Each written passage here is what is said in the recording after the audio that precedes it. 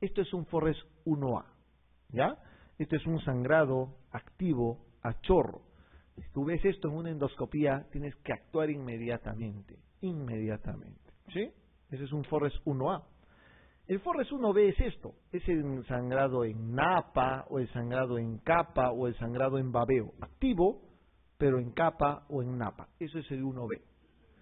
El Forres 2A es esto, es un vaso visible, ¿no? Ahí tienen la base de la úlcera y tienen un vaso visible. Si ustedes tocan ese vaso, empieza a sangrar, se vuelve en 1A o en 1B, lo que ustedes quieran, pero sangra. El Forres 2B es el coágulo adherido. Ven la lesión y hay un coágulo sobre ello. Si ustedes sacan el coágulo, pueden encontrar todo lo que quieran. Pueden encontrar 1A, 1B, 2A, o 2C o 3, cualquiera de los. Nadie sabe, nunca se sabe con el 2B. El 2B es el medio, el corte medio. Y el corte donde el gastroenterólogo tiene que estar preparado para decir, ok, saco el coágulo y hago terapéutica o bien no encuentro nada más, ¿no? Pero es un corte medio, es donde está el coágulo adherido. Debajo de esto hay algo más.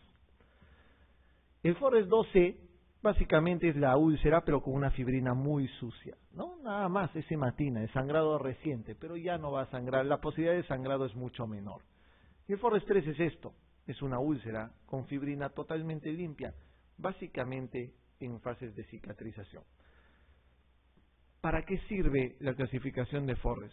No solo sirve para el examen, ¿ya? La clasificación de Forres sirve para ustedes evaluar el riesgo de resangrado. Los pacientes con Forres 1A y 1B tienen una tasa de resangrado altísima, de casi 55%, mientras que los pacientes con Forres 3 tienen una tasa de resangrado que no pasa del 5%, ¿sí? No resangran generalmente. Es para eso, son escalas de resangrado nada más, ¿sí? Para que lo recuerden mejor. Entonces, ¿quién es esta señorita? ¿La conocen? Esto es para que se relajen un poco ya.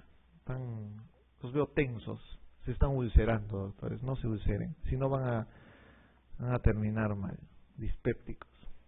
¿Nadie la conoce? De repente no. Esta señorita es la princesa Enriqueta Ana, es la novena hija del rey Carlos I de Inglaterra. ¿Por qué es famosa? ¿Porque me gusta? No, no precisamente por eso. ¿Es mi novia? Voy a decir, tampoco, jamás lo va a hacer. Lo que pasa con Enriqueta es que es muy conocida porque ella fallece a los 25 años de edad. Ella, obviamente, una chica de alta sociedad, normalmente tomaba ciertos compuestos que les traían sus amas, ¿no? Sus mucamas y todo eso. Un día, Enriqueta Ana tenía problemas dispépticos de diferentes tipos, pero un día una de sus mucamas le trae un vaso con agua, ella toma, y después de tomar este vaso, básicamente no era un vaso con agua porque era uno de estos mates y hierbas que les dan como una especie de mates o infusiones, siente un dolor intenso en el estómago, contracciones, y ella empieza a gritar. Obviamente no voy a gritar, ay Dios, me están envenenando, ¿no? O sea, no lo voy a gritar femeninamente, pero empieza a gritar que le estaban envenenando porque tenía cólicos muy fuertes. Pasaron unos días y ella falleció, ¿sí? Y fallece. Cuando le hacen una necropsia a Enriqueta Ana, le encontraron una perforación gástrica por una úlcera. Estás hablando de siglos pasados. O sea, obviamente no está el gastroenterólogo para hacer ninguna endoscopía, ni obviamente hay un cirujano para hacer una cirugía salvadora de ese tipo, ¿no? La gracia fue que ella ha sido la primera persona que ha sido descrita básicamente de una perforación por una úlcera gástrica, ¿no? Y ese es, digamos, el dato importante. ¿Qué quiero que recuerden con eso? Con la foto de ella, lo único que quiero que recuerden es la clínica de una perforación gástrica por una úlcera gástrica perforada, que es pregunta de examen. Dolor súbito, intenso en un paciente que ha tenido dispepsia previamente, seguramente. El dolor es lancinante, empuñalada, ¿no? Es lo que dicen, dolor lancinante, empuñalada, y obviamente el paciente se vuelve diaforético, taquicárdico, el abdomen se vuelve en tabla por perforación, ¿no? Y entra rápidamente en shock, ¿no? Eso es lo que que quería que recuerden más o menos de ello. Les mostraba prácticamente el gráfico o la foto de ella precisamente para eso, ¿no? Para que recuerden ese dato importante. Ya saben que el Helicobacter pylori es una de las cosas que ustedes deben de tratar en los pacientes que tienen úlcera gástrica duodenal. Por ser el factor de riesgo más importante, todo paciente con úlcera gástrica duodenal tiene que tener un screening para Helicobacter y tiene que ser tratado. Dicen que es un gran negativo, ureasa positivo. Miren la distribución de Helicobacter en el mundo. De esta clase, el 80% tiene Helicobacter pylori. ¿Sí? El 80% es positivo para Helicobacter. ¿Todos deben tener tratamiento para Helicobacter? No. No todos tienen que tener tratamiento para Helicobacter. Hay acotaciones puntuales que les voy a mostrar en un momento. En el África es 90%, Japón, Asia 70%. Los países de menor prevalencia son Australia y Canadá con 20 y 30%. Pero aún así, en Australia 1 de cada 5 tiene Helicobacter pylori. Pero ya es una enfermedad, obviamente, una infestación muy marcada. Ya saben qué produce una infestación por Helicobacter pylori. Desde una enfermedad ulcerosa, pasando por gastritis crónica superficial, que es lo más frecuente, y pasando por los cánceres, linfoma, MALT y adenocarcinoma. ¿Cómo se hace el diagnóstico? Y eso puede ser pregunta de examen. ¿Cuál es el método diagnóstico más confiable o más sensible para el diagnóstico de infección por Helicobacter pylori? ¿Cuál de esos marcarían? Tienen 6, no es habitual que les dé 6 alternativas. En 6 alternativas ahí. ¿Cuál de ellas marcarían? ¿Biopsia? ¿Ureasa? La respuesta es el test de ureasa en la biopsia.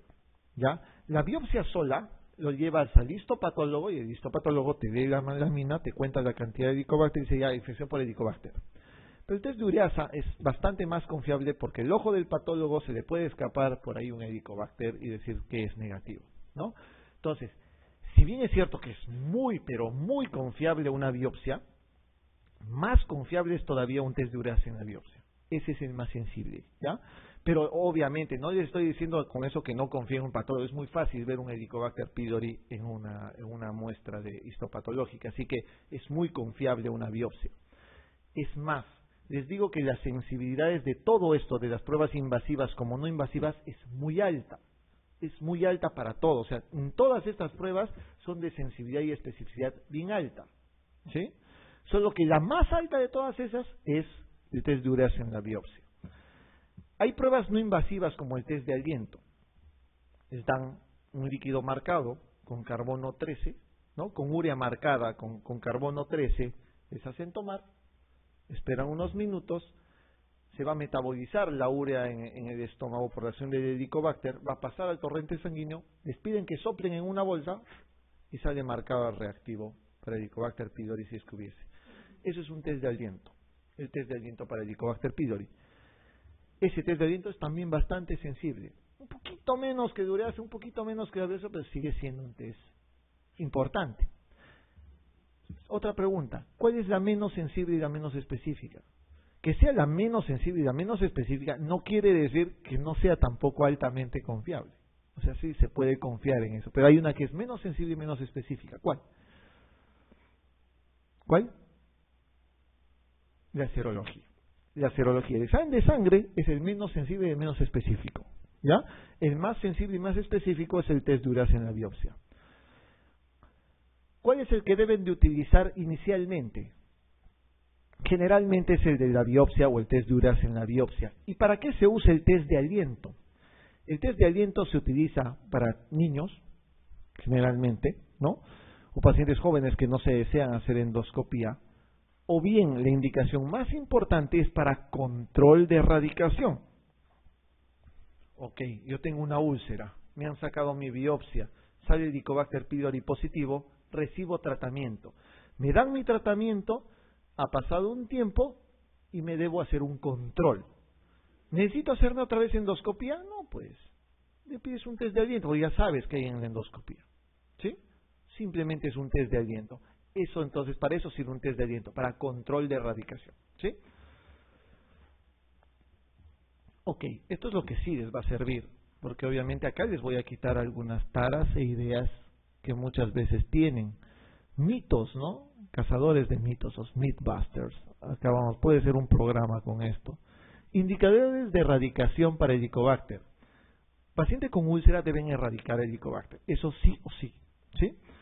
Paciente con linfoma MALT, recuerden que el linfoma MALT o maltoma es un tumor, ¿no? Que básicamente es el 80-85% te responde a tratamiento para Helicobacter pylori. Es el único tumor que se cura con antibióticos en 80-85% de los casos. Ese es el linfoma MALT, ¿sí? Hay un porcentaje menor que no cura, pero obviamente puede recibir quimio y radioterapia y salir tranquilamente del cuadro. Pero el linfoma MALT tiene que tener tratamiento para Helicobacter.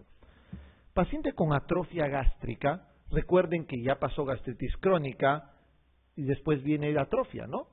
Paciente con atrofia ya le debes prevenir y si tiene Helicobacter le das tratamiento para Helicobacter pylori. Paciente con resección gástrica parcial, es decir, un paciente que tú lo has gastrectomizado por cualquier motivo, herida de bala, úlcera perforada, lo que ustedes quieran, y que haya sido gastrectomizado u operado de estómago, estoy hablando de estómago, no de abdomen, sino operado de estómago, tiene que recibir tratamiento para Helicobacter. ¿Por qué? Porque en la zona de la sutura del estómago o de las uniones puede formarse tejido neoplásico. Todo paciente que haya sido resecado de estómago o resecado de alguna parte gástrica en sí, tiene que tener un control endoscópico anual, porque tienes que ver que no haya básicamente formación de nuevos tumores en sí, y tiene que tener erradicación para Helicobacter pylori. Los pacientes resecados de estómago en cualquier extremo pueden hacer cáncer gástrico hasta 20 años después de haber tenido la resección temprana previamente, ¿ya? O sea, después de la cirugía, hasta 20 años después se puede presentar un cáncer gástrico en la zona de la sutura, ¿sí? En la zona de la sutura. Por eso, todo paciente con resección gástrica tiene que tener tratamiento para Helicobacter. Familiares de primer grado con cáncer gástrico. Vuelvo a repetir, papá, mamá, hermanos. Nada de abuelitos, nada de tatarabuelitos, nada de vecinos, nada de eso. Es familiar de primer grado. Esas son las 5 indicaciones que menciona Maastricht 4, ¿no? Son las indicaciones precisas. Estas 2 de acá abajo no las conocen y quiero enseñarles ahora que deben pasar. Pacientes que tengan anemia ferropénica que no tenga explicación. Si tienes, la causa más frecuente de anemia ferropénica es, ¿cuál es? Las chicas lo saben. Son las pérdidas sanguíneas normalmente por el periodo menstrual, ¿no? Esa es una causa frecuente. Cuando tienen menometrorragias, hacen frecuentemente. Las chicas jóvenes hacen anemias leves, pero eso es una causa demostrada, pues sabes cuál es la causa de la anemia. ¿Cuál es la otra causa de anemia frecuente? Falta de aporte, ¿no? Falta de aporte de hierro en sí. Pacientes vegetarianos, etcétera, ¿no?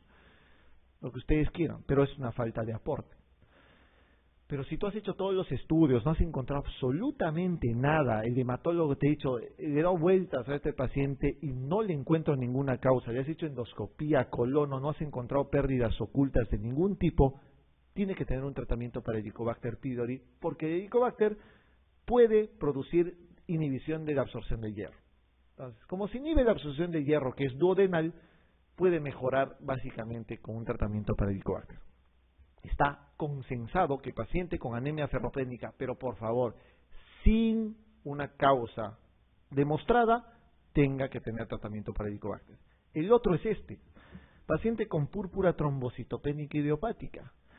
El hematólogo, todos los hematólogos están prácticamente concientizados de que un paciente que tenga PTI, lo mandan al gastro para despistaje de Helicobacter. Siempre. Este sí, sin excepción, tiene que tener erradicación para Helicobacter, porque Helicobacter se ha relacionado con mayor cantidad de PTI. Y una más agreguen de acá, que también está en Maastricht 4.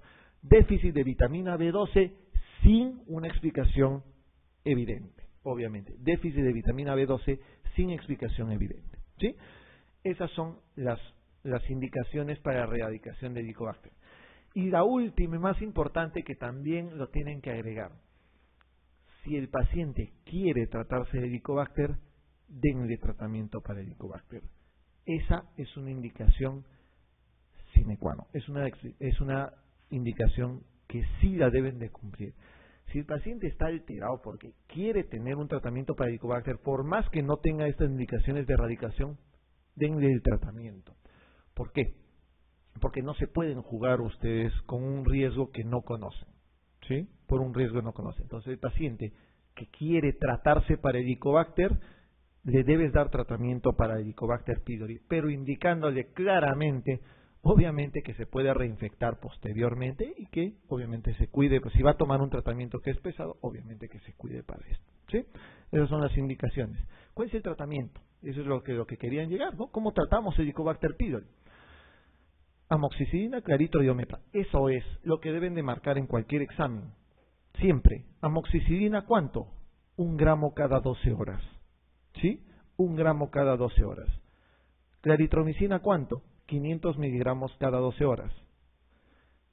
Omeprazol, lansoprazol, pantoprazol, rabeprazol, tenatoprazol, cualquier IVP que quieran, no importa, pero a su dosis estándar. Si es omeprazol, 20 miligramos cada 12. Si es pantoprazol, 40 miligramos cada 12. No importa el IVP. Acá lo que mata el Helicobacter es el antibiótico, no el IVP. ¿Sí? Entonces, ¿cuánto tiempo debo dar el tratamiento? ¿7 días? ¿10 días o 14 días? 10 o 14 días. Está demostrado que los tratamientos con 7 días son menos efectivos que los de 10 y 14. Entonces tienes que dar tratamiento con amoxi, claritro y omepra por 10 o 14 días. ¿Sí? Ese es el tratamiento que deben de usar. Este es un estudio que hicimos nosotros hace casi 5 años y veíamos la tasa de erradicaciones normales de Helicobacter pylori. Y en el mundo, la tasa de erradicación con terapia de primera línea, ¿no?, es ya baja. Cuando la tasa de erradicación es menos del 85% de esta línea roja, está considerada como pobre respuesta a tratamiento antibiótico. Imagínense, Estados Unidos, Europa, Japón, Corea, todos tienen por debajo del 85% porque hacen resistencia antibiótica. El Helicobacter tiene alta resistencia antibiótica. ¿A cuál creen? ¿A Amoxi o a Claritro? Todos dicen Amoxi, ¿no? Pero no es cierto. Al que hace más resistencia es a Claritro. La Amoxi es de lo que sigue usándose normalmente. Es más resistencia a claritromicina. En el Perú todavía no hay estudios al respecto. Ahora tenemos con un presidente algún proyecto al respecto de hacer un trabajo de este tipo, para hacer realmente un estudio de resistencia antibiótica a Helicobacter pylori, ¿no? En el Perú los estudios del doctor Ramírez Ramos demuestran que se han hecho hace varios años, pero que no había resistencia mayor, ¿no?, que teníamos una tasa de erradicación bastante alta. Sin embargo, ya es un poco cuestionable en nuestros tiempos, ¿no?, donde se ha utilizado o se ha malgastado el recurso antibiótico. ¿Qué pasa si no te responde el tratamiento antibiótico? Ya has dado 10 a 14 días, ya has tomado su test de aliento de control de erradicación y la canción sigue positivo. Ok, ¿qué pides? ¿Qué haces? Le puedes dar un segundo esquema de tratamiento. ¿Cuál es la mejor terapia de segunda línea? Esta. IVPs, bismuto, tetraciclina y metronidazol. Son las 4 cosas que se puede usar. Terapia cuádruple, ¿ya? La terapia cuádruple. ¿Qué pasa si no te mejora con la terapia cuádruple? Podrías utilizar una alternativa mayor. La terapia de tercera línea no está consensada en ningún país del mundo y varía muy, pero muy radicalmente dependiendo de la resistencia antibiótica. En Italia, en Europa, usualmente se utiliza ya levofloxacino, moxifloxacino. Acá en el Perú podemos variar también muchas veces usamos levofloxacino en algunos de los pacientes, pero la terapia de tercera línea no es estándar y no les van a preguntar en el examen, porque no está consensada. Les van a preguntar en el examen la terapia de primera línea, que es lo que realmente deben de saber. Incluso la de segunda línea tiene ciertas discrepancias en los consensos. Algunos utilizan terapia cuádruple, otros simplemente cambian la claritromicina por metronidazol, por ejemplo, ¿no? Y punto, y se acabó el problema. Otros usan terapias secuenciales, puede pasar también. Entonces, eso es muy variable, ¿sí? Deben de saber la terapia de primera línea. Ya saben que el control de erradicación se hace con el test de aliento, ¿no? Con el test de aliento. Pregunta 33. ¿Cuál de los siguientes se asocia a infección por Helicobacter pylori? Es una pregunta fácil, regalada, en los bancos aparecen, todos los bancos ahí la misma pregunta. ¿Cuál de los siguientes se asocia a infección por Helicobacter pylori? ¿Cuál es? Doctor. Doctor, tercera fila del medio. Sí. ¿Cuál es el factor que se asocia a la infección por Helicobacter pylori?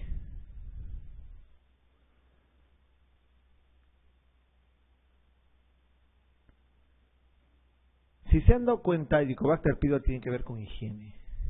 Helicobacter pylori tiene que ver con el agua sucia, no tratada, el agua de caño. O sea, es el estado socioeconómico bajo. ¿Sí? Eso es lo que generalmente se asocia más. Las mujeres no se enferman más que los varones, es igual. El tabaquismo no tiene nada que ver con la infección por Helicobacter. El uso de AINES no tiene nada que ver con la infección por Helicobacter. Y la dispepsia ulcerosa pues no tiene ninguna influencia sobre esto. Es el estado socioeconómico bajo. Pregunta 34. Pregunta de este año, por ese caso del examen de hace 2 meses, de junio, ¿no? ¿Cuál de las siguientes patologías produce síndrome pseudoulceroso? No pueden fallar, ¿ah? Se supone que les he enseñado para que contesten esas preguntas. ¿Cuál es? ¿La Giardia? ¿Sí? Muy bien, doctores. Que todo lo que les he dicho entra. Así está. Muy bien. Claro, es la Giardia. Les he dicho que la Giardia, lo que típicamente da es dispepsia, ¿no? Que es básicamente el síndrome pseudoulceroso. Lo demás no, otros tipos de dolores, diarreas, etcétera. Pero lo que da flatulencia, meteorismo, distensión abdominal, acidez, puede ser la giardiasis. Es un síndrome pseudoulceroso. Giardia, ¿no? ¿Y esta es? ¿Esta de acá es? Los que van a ser anatomopatólogos, a ver. Nadie quiere ser ahora anatomopatólogo. Clínico, por si acaso, no se opera. Acá, estrongiloides, ¿no? Giardia y estrongiloides son las dos cosas que es frecuente que produzcan síndrome pseudoulceroso. ¿Qué prueba tiene la menor sensibilidad y especificidad para el diagnóstico de Helicobacter? Sí, les he dicho, ¿no? ¿Cuál será? ¿Cuál es? Menor sensibilidad y especificidad para el diagnóstico de Helicobacter.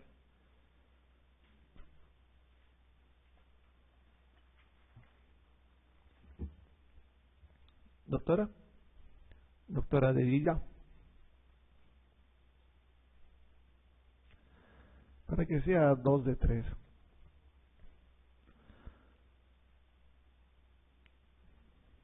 ¿Cuál? ¿Anticuerpos? Muy bien, doctora. Los anticuerpos, les he dicho que la serología es el que son altamente sensibles y específicos, pero el que menos es la serología. Muy bien. Pregunta 36. ¿El tratamiento preferido de la infección por Helicobacter pylori es? A ver pues. ¿Cuál será? Doctor.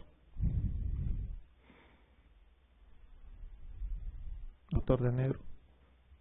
¿Cuál será? ¿No? Omoxi, Claritro y Omepra por 10 días, ¿no? Puede ser 10 o 14 días. Lo demás no tienen ninguna duda. Muy bien. Esto que ustedes ven acá es lo que básicamente nosotros conocemos como la úlcera producida por AINES. Se los voy a explicar gráficamente porque es mejor para ustedes, cosa que distraen su mente ya a partir de la 3:30, me imagino que ya es un poco más pesado. Usualmente, ¿cuál es el mecanismo de acción o por qué se produce una úlcera por AINES? Saben que se produce por inhibición de la síntesis o producción de prostaglandinas, ¿no es cierto? Y eso es básicamente por la inhibición de la ciclooxigenasa. Entonces, se puede producir esta úlcera cuando uno consume un AINE, ¿no? Cuando uno consume un antiinflamatorio no esteroideo, muchas veces crónicamente, ¿no? Se va a producir una inhibición básicamente de la producción de prostaglandina. Y la prostaglandina E1 es la prostaglandina que es la encargada de la protección de la mucosa del estómago. Entonces, va a pasar esto, ¿no? Porque ustedes tienen esta mucosa gástrica, y acá tienen básicamente lo que es la ciclooxigenasa. Entonces, cuando uno consume el antiinflamatorio no esteroideo, prácticamente se elimina, se corta esa protección de la prostaglandina y deja básicamente que el ácido produzca lesiones sobre una mucosa ya desprotegida, y se produce eso que ustedes ven. Miren, primero el eritema, luego la erosión y posteriormente una úlcera, ¿no? Y cuando pasa la úlcera, ¿qué va a ocurrir en algunos pacientes? Eso que ustedes ven, ¿no? Sangrado digestivo. Y eso puede pasar. La úlcera es una de las causas, entonces, frecuentes de, los AINE es una causa frecuente, menos que el Helicobacter pylori, pero de producción de úlceras gástricas. ¿Cómo se trata una úlcera? Siempre el tratamiento es con inhibidor de bomba de protones. Omepra, Lanzo, Esomepra, lo que ustedes quieran. El tiempo es, en úlcera duodenal, 4 a 6 semanas. Nosotros preferimos dar doble dosis de inhibidor de bomba de protones. Si das omeprazol, 20 miligramos cada 12 horas. ¿Sí? Pero por 4 a 6 semanas cuando es duodenal, y cuando es gástrica, como la que ven acá, de 8 semanas aproximadamente. Algunos dan desde 8 hasta 12 semanas, pero entre 8 y 12 semanas es un tratamiento adecuado. Siempre para la úlcera gástrica, más tiempo que para la úlcera duodenal. ¿De acuerdo? Siempre a doble dosis, es preferible. ¿Puede adyuvarse con sucralfato? Por supuesto. Puedes darle sucralfato si deseas para mejorar, para tapizar esta lesión ulcerada y mejorar el factor de crecimiento epidérmico, ¿no? Y también para que se distraigan y para que vean qué cosas hacemos nosotros normalmente cuando tenemos un paciente con sangrado digestivo por úlceras.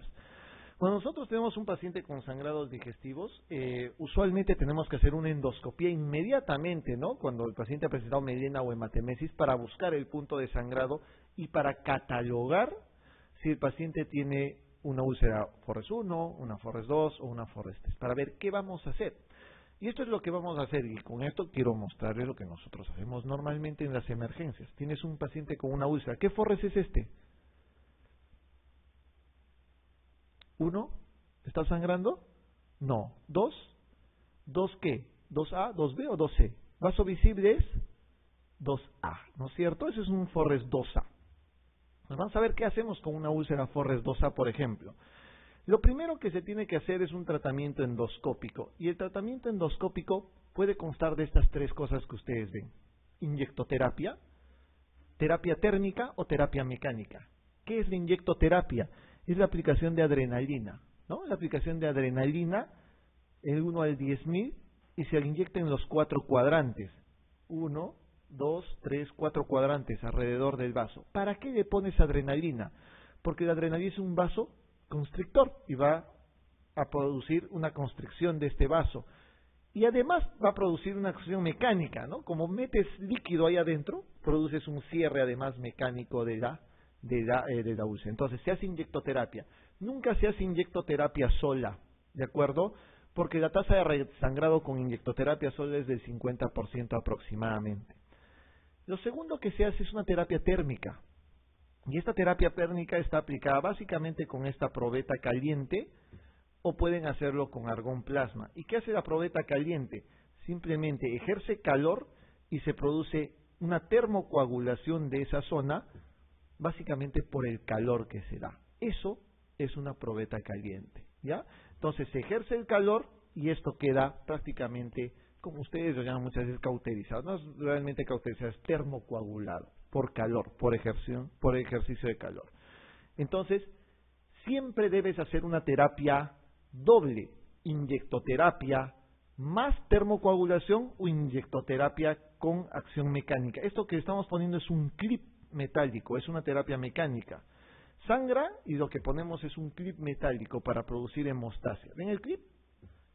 Y mordemos el vaso que está sangrando.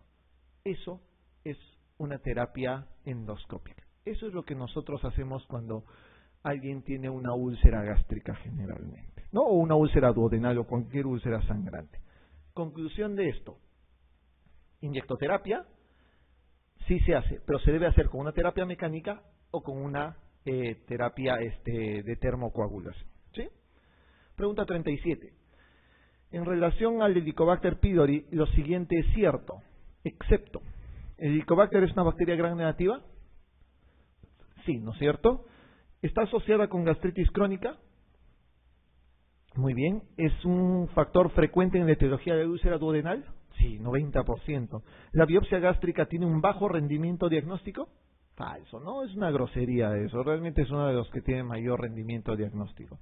Antes de producir carcinoma hay diversos grados de alteración histológica. Sí, recuerden el modelo de Pelayo Correa.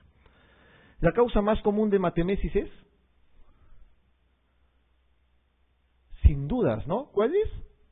Úlcera, ¿no es cierto? La úlcera, siempre la úlcera. La causa más frecuente es la úlcera duodenal. Pregunta 39. En la enfermedad ulceropéptica es indicación para realizar una vagotomía ultraselectiva. La vagotomía ultraselectiva en las úlceras, o sea, el tratamiento quirúrgico de las úlceras, se hace básicamente cuando no ha resultado de ninguna manera la terapia endoscópica. Todo eso que les he mostrado son alternativas de tratamiento endoscópico, pero si realmente no sirve y el paciente sigue sangrando o hay resangrado, ese paciente tiene que ir a una vagotomía ultraselectiva. Entonces acá la respuesta será sangrado persistente. ¿Ya? Pregunta 40. ¿La úlcera péptica se perfora más frecuente a qué? ¿A qué parte? ¿A dónde se perforaba más? ¿Hacia qué cara? Cara. Se penetra a cara posterior. Se penetra. Se perfora ¿hacia dónde? Hacia cara anterior. ¿De dónde? Sencillo. ¿Cuál es más frecuente? ¿Estómago o duodeno la úlcera? Duodeno. Entonces se perfora más frecuente hacia la cara anterior del duodeno. ¿Ya? Pregunta 41. ¿Cuál de los siguientes tumores de páncreas está en relación con síndrome de Zollinger-Ellison? ¿Qué es un síndrome de Zollinger-Ellison? Es un gastrinoma. ¿Ya? El síndrome de Zollinger-Ellison es un gastrinoma. Es un gastrinoma de células no beta del páncreas o pueden ser duodenales también. Vean acá que normalmente los síndromes de Zollinger-Ellison son 2/3 de los casos suelen ser malignos, ¿no? Son los lugares más frecuentes de ubicación de un Zollinger-Ellison son la pared duodenal y luego el páncreas. Y usualmente está asociado a un MEN. ¿Qué es el MEN? A ver, los que van a ser endocrinólogos. Alguien me ha pedido poder ser endocrinólogo. ¿Qué es un MEN? No son los X-Men, no tiene nada que ver con eso. Un MEN tipo 1, está asociado al MEN tipo 1, es una neoplasia endocrina múltiple del tipo 1, ¿no? ¿Y qué tiene un MEN tipo 1? ¿Recuerdan? ¿Se acuerdan de eso? Está compuesto por las 3 P's. ¿Cuál es? Pituitaria, paratiroides y páncreas, ¿no? O sea, un tumor de páncreas. Es por eso que está asociado a un síndrome de Zollinger-Ellison. Eso es un MEN tipo 1, no se olvide, ¿ya? ¿Cuál de los siguientes fármacos resulta más útil en el tratamiento de las úlceras en los pacientes con síndrome de Zollinger-Ellison? Doctores, ¿cuál es el tratamiento de un síndrome de Zollinger-Ellison? Para empezar, si es un tumor, ¿qué se hace? Todos dicen que se operan, ¿no es cierto? No todos se operan porque generalmente suelen ser múltiples. Entonces el tratamiento de un síndrome de Zollinger-Ellison es omeprazol. ¿Cuánto? 60 miligramos por día. ¿De acuerdo? Entonces, acá en esta pregunta tienen que responder eso. El tratamiento de un síndrome de Zollinger-Ellison inicialmente es omeprazol 60 miligramos por día. Ahora, si es factible operar, se opera el gastrinoma. Si es factible operar, pero a veces no es factible porque muchas veces son múltiples, ¿ya? Eso ya saben entonces. Zollinger-Ellison es eso, son varones entre 35 y 65 años y doctores. Acá va mi acotación y por eso les preguntaba y les fastidiaba con esto de la úlcera y la ubicación. Si ustedes tienen un caso clínico donde tengan varón de 45 años que acude porque tiene múltiples úlceras en segunda y tercera porción duodenal, asociado a diarrea, el diagnóstico es ¡chachán! Síndrome de Zollinger-Ellison. Cuando ustedes tengan pacientes con úlceras múltiples en segunda y tercera porción, eso no es normal, eso no puede ser Helicobacter pylori. Las úlceras son normalmente en primera porción duodenal, pero si encuentras en segunda y tercera porción, son múltiples y está asociado a diarrea, eso es un síndrome de Zollinger-Ellison, ¿ya? Ojo con eso, eso puede ser pregunta de examen. El diagnóstico del síndrome de Zollinger-Ellison se hace básicamente dosando gastrina sérica, ¿no? Aparte de sacar la tomografía y ver las lesiones o los tumores pancreáticos, si tú encuentras una gastrina más de 1000 nanogramos por litro, es un síndrome de Zollinger-Ellison. Cuando hay dudas, se inyecta secretina y si realmente hay una respuesta a esta, entonces se trata de un síndrome de Zollinger-Ellison, ¿ya? Porque la secretina lo que hace es básicamente inhibir la producción de gastrina. Miren, esto es un síndrome de Zollinger-Ellison, ¿sí? Para que no olviden, múltiples úlceras en segunda y tercera porción duodenal en lugares no habituales.